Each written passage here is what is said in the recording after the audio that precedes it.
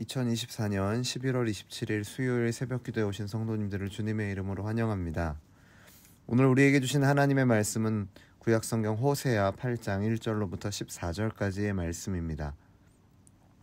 제가 가진 성경으로 구약성경 1263면에 있는 호세아 8장 1절부터 14절까지의 말씀을 제가 봉독하겠습니다.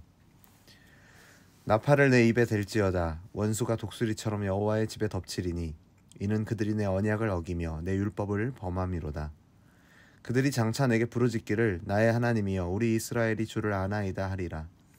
이스라엘이 이미 선을 버렸으니 원수가 그를 따를 것이라.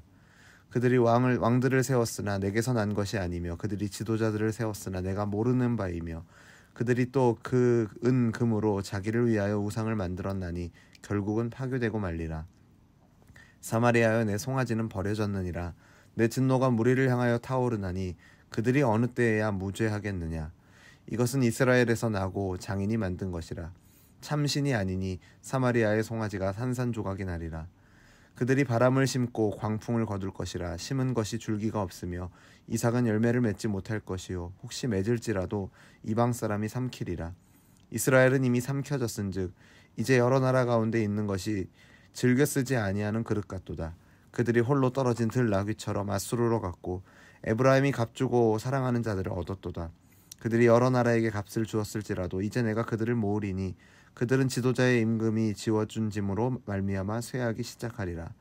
에브라임은 죄를 위하여 제단을 많이 만들더니 그 제단이 그에게 범죄하는 것이 되었도다. 내가 그를 위하여 내 율법을 만 가지로 기록하였으나 그들은 이상한 것으로 여기도다.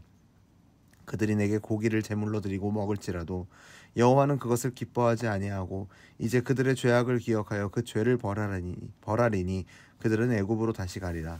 이스라엘은 자기를 지으신 이를 잊어버리고 왕궁들을 세웠으며 유다는 견고한 성읍을 많이 쌓았으나 내가 그 성읍들에 불을 보내어 그 성들을 삼키게 하리라.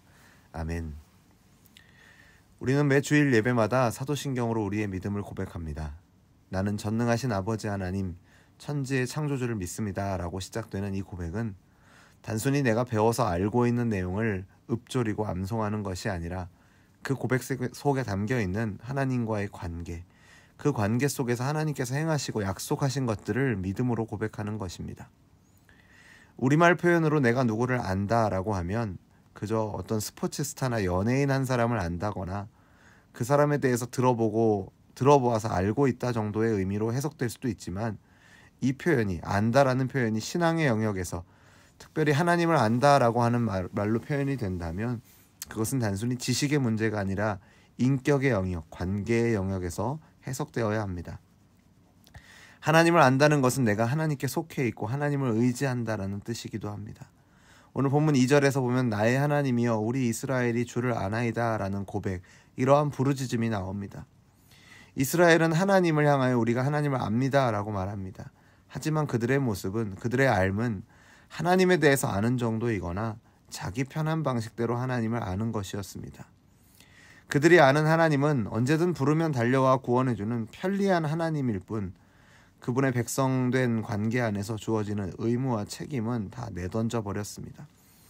그러면서도 우리가 하나님을 알고 우리는 하나님의 택한 백성이기에 아무런 문제가 없다는 식으로 큰 착각에 빠져있는 이스라엘 백성들에게 하나님은 독수리 같은 심판자를 보내시겠다라는 징계의 말씀을 주십니다. 그들은 하나님을 안다라고 하지만 하나님은 모른다라고 말씀하시는 것이죠. 그리고 이 징계를 통해 하나님은 그들이 하나님을 제대로 알기를 원하십니다. 이스라엘은 하나님을 안다고 하면서 하나님께서 어떤 형상이든지 만들지 말라고 하신 말씀은 무시했습니다. 또한 그들은 자기들 마음대로 자기가 원하는 왕들을 세웠죠. 북이스라엘의 왕들은 모두 악한 왕으로 평가받는 왕들입니다. 하지만 그럼에도 불구하고 그 왕의 자리도 하나님이 세우시는 자리였습니다. 북이스라엘의 첫 번째 왕이었던 여로보암도 악한 왕으로 평가되지만 그래도 남유다의 르호보암의 죄로 인해서 하나님께서 따로 떼어서 세우셨던 이스라엘의 왕이었습니다. 그런데 지금 이 본문의 배경이 되는 시대의 북이스라엘은 수없이 많은 반역과 암살로 왕이 바뀌고 세워지는 일들이 빈번했습니다. 북이스라엘의 우상숭배는 어떻습니까? 초기 나라가 나뉘어지는 과정에서부터 여로보암이 자기의 권력을 위해 베델과 단에 송아지를 두었던 것으로 시작됩니다. 그 이후에도 은과 금으로 자기들을 위하여 수없이 많은 우상들을 만들어 세웠습니다. 왕과 우상은 모두 하나님과 하나님 나라를 대신해서 권력과 종교를 사유화하는 방편으로 이용된 것입니다. 이스라엘의 정치적인 암살과 쿠데타도, 그렇게 세워진 왕들도, 송아지 우상도 하나님이 바라시는 것은 아니었습니다. 하나님은 그런 이스라엘을 향해서 사마리아여 내 송아지는 버려졌느니라 라고 선언하십니다. 베델의 송아지는 하나님과 상관없이 이스라엘이 자기 욕망을 위해서 만들어낸 신에 불과했습니다. 하나님은 그 우상을 산산이 부서지게 하실 것이고 그것을 숭배하는 자들도 우상의 운명과 같게 하실 것입니다. 이스라엘은 또한 우상을 통해 풍성한 결실을 기대할 뿐만 아니라 강대국의 조공을 바치며 동맹을 구애해서 나라의 안정을 꾀했습니다. 하지만 그것은 7절의 말씀과 같이 바람을 심는 것처럼 어리석고 헛된 일이었습니다. 이스라엘은 알곡을 맺지 못하는 이삭과 같았습니다. 하나님은 결국 그들을 이방인의 손에 넘기실 것입니다. 심판 선언을 무효화하기에는 그들은 너무 멀리 떠났고 하나님의 분노를 잠재우기에는 그들의 회개는 진실되지 못했습니다. 홀로 떨어진 들나귀 같은 이스라엘은 끝까지 아수르에 대한 미련을 버리지 못하고 그에게 선물을 바치고 사랑을 사려고 합니다. 이스라엘은 하나님의 진노는 아랑곳하지 않고 오직 아수르의 마음만 얻으려고, 아수르의 마음만 훔치려고 안달이 났죠. 하지만 하나님은 그들이 돈으로 주고 산 그 애인들과의 동맹이 얼마나 헛되고 쓰라린 결과를 낳게 되는지 친히 경험할 수 있도록 아수르를 통한 멸망을 허락하십니다. 또한 이스라엘은 하나님을 안다라고 말하면서 하나님이 얼마나 진실한 제사를 원하시는지는 몰랐습니다. 본문 앞쪽에 있는 1절과 3절을 보면 그들이 이미 선을 버렸고 하나님과의 언약을 어기고 율법을 범하였다라고 말하고 있습니다. 그들은 선을 버리고 제의적 경건을 선택했습니다. 언약과 율법을 제단과 희생제사로 대체하였습니다. 그들은 죄를 씻어주시는 하나님께는 함부로 하면서 죄를 씻는 의식에만 몰두했던 것이죠.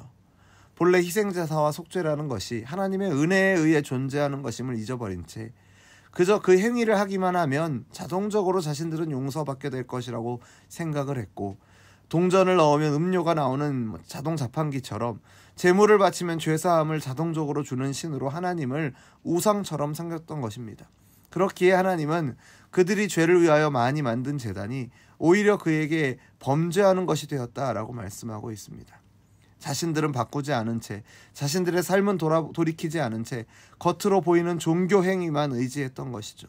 우상 숭배에 빠진 이들을 위해 하나님은 당신의 율법을 수없이 많이 기록해 주셨지만 전혀 효과가 없었고, 이들은 우상 숭배에 너무 빠지고 익숙해져 버린 나머지 오히려 하나님의 율법을 이상한 것으로, 이질적인 것으로 느낄 정도였습니다. 표면적으로는 여호와라 불리는 신을 섬긴다고 말하지만 말씀을 멀리하고 버린 결과로 이스라엘이 여호와께 드리는 제사는 바알 제사와 구분할 수 없었고, 자기들끼리의 친교는 있을지 몰라도 하나님과의 사귐은 전혀 없는 종교의식에 불과했던 것입니다. 하나님은 이처럼 구원의 은혜를 모르는 이스라엘을 다시 애굽으로 가게 하십니다. 출애굽이라는 구원 역사 이전의 상태로 돌아가게 하시는 것입니다. 호세아 1장에서 언급되었던 것처럼 이스라엘은 하나님께 로암미, 내 백성이 아닌 상태가 되는 것입니다. 많은 제단을 쌓아서 제물을 드렸지만 그만큼 죄는 더 많이 지었고, 하나님을 의지하지 않고 대신 견고한 성읍과 왕궁들을 많이 쌓아서 스스로 안전을 도모하기 위해 자신을 섬겼기 때문입니다. 이스라엘은 우리는 하나님을 안다라고 말하고 제대로 알지도 못하고, 안다고 해도 아는 것에서 끝인 모습을 보였습니다. 하나님을 아는 것은 아는 것으로 결코 끝날 수 없습니다. 하나님을 아는 만큼 예수 그리스도를 더 많이 알면 알수록 우리는 그를 사랑하게 될 것입니다. 그를 사랑하면 사랑할수록 그를 더 많이 섬기게 될 것입니다. 이를 통해 하나님을, 그리스도를 더 많이 알게 되는 영적인 선순환이 일어나게 될 줄로 믿습니다.